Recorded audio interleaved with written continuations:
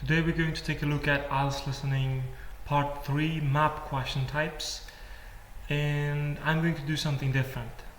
Bugun listening 3-chi qismdagi map savol turini ko'rib chiqamiz va hamma qo'limdan kelgan maslahatlarimni berishga harakat qilaman, lekin bugun sal boshqacharoq qilishga harakat qilamiz. Ya'ni bugun doimgidaqa fayl ko'rinishida emas, website sourcelardan foydalanishga harakat qilamiz. So asosiy foydalanadigan ma'lumotlarim IELTS Jackie websitedan olindi. If you want, you can visit this website. I will put the link down below as well. So let's take a look at it. Hope IELTS listeningda map savollari xuddi shunga o'xshagan formatda bo'ladi. Savollar uzog'i bilan 5 ta, 6 ta, ayrim holatda 7 tagacha bo'lishi mumkin. Asosiy nima qilishimiz kerak bo'lgan ishlar, birinchi qilishimiz kerak bo'lgan ish bu savolni o'qishimiz kerak bo'ladi. Ya'ni savol nimani so'rayapti bizda, nimani topishimiz kerak. Mana bu yerda masalan label the map below deyapti. Ya'ni kartadagi harflarni nimaligini, qanaqa joyligini topishimiz kerak, yozishimiz kerak. Pastda o'sha joy nomlari berilgan bizga. Xo'p, ikkinchi qilayotgan ishimiz kartani o'ziga qarab turib, biz qayerda bo'lishimiz mumkinligini topishimiz kerak. Masalan, bu kartada hozir berilmagan, lekin ayrim kartalarda you are here deb yozib qo'yadi yoki entrance deb yozib qo'yadi yoki we are here deb yozib qo'yadi yoki bo'lmasam shunchaki here deb yozib qo'yishi mumkin.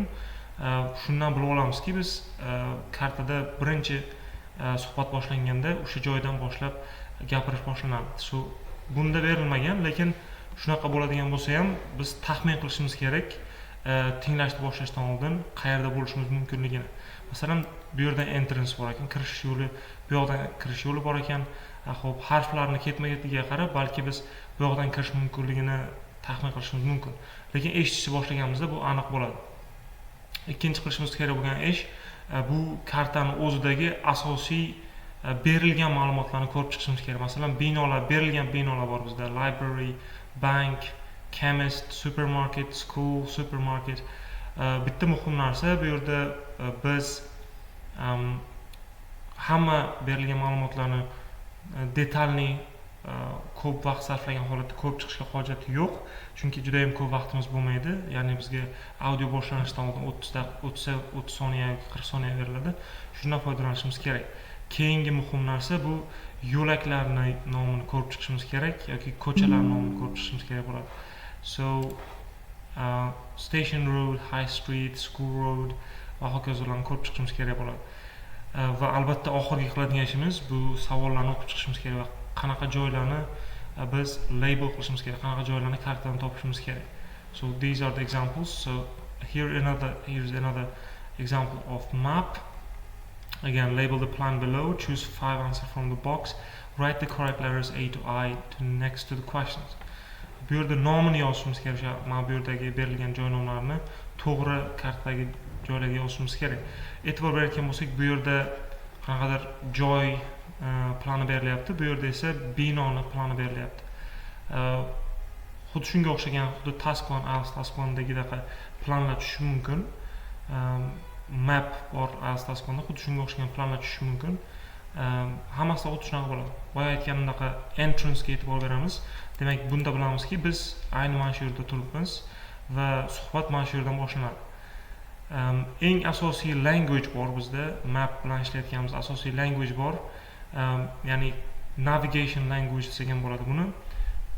Bu languageni bilib olishimiz shart. Masalan, mana bu yerda keltirilgan near yaqinida, next to yonida, in front of ro'parasida, beside bu ham yonida degani, between orasida, across from yo'lni narigi betida va ma'nolarida. Masalan, turn right o'ngga buril, turn left chapga, go straight on to'g'riga yurish, go past nimadandir o'tib ketish, head south ya'ni janub tomonga yurish, north west shimoli g'arb tomonda degan ma'nolardagi bu kalit so'zlarni, bu lug'atlarni o'rganib chiqishimiz shart. Mana bu yerda ham misol keltirilgan qanaqa foydalanish mumkinligi. In the corner says. Bunaqa so'z ham ishlatiladi. Masalan, in the corner degani burchakda. Next to the history section.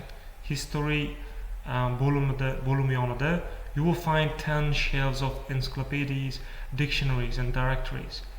10 ta polkada, ya'ni ensiklopediya lug'atlarini va yo'nalish beruvchi qo'llanmalarni topishingiz mumkin deyapti. Shunga o'xshagan holatda bo'ladi. Yana bir e'tibor berishimiz kerak bo'lgan muhim joylardan bittasi, ya'ni sometimes what they do is they say something, they give directions, but they correct themselves. They say that the first information was not correct, and they say this second information is the correct one. We have to pay attention to that as well. Yani but ishlatilishi yoki however yoki no sorry kabi so'zlarni ishlatilishiga e'tibor berishimiz kerak. Xo'p, birinchi hozir beradigan maslahatim shundan iboratki, mana bu kalit so'zlar, lug'atlar bilan tanishib chiqish kerak. Qilishinglar kerak bo'lgan ish shundan iborat. Keyin ko'p praktika materiallardan foydalanish kerak. Praktika qilish kerak va praktikani tekshirib analiz qilish kerak va xatolarni tekshirish kerak. Nima uchun xato bo'ldi va nima uchun xato variant tanlandi? Agar materiallardan foydalanganda analiz qilishga qiynaladigan bo'lsangiz, demak request qoldirishingiz mumkin kommentariylarda, keyingi darslarda uni ham ko'rsatib berishim mumkin. So that will be it for today. So I guess do a lot of map practice tests and analyze those tests and stay safe, get IELTS high score, and see you in the next videos.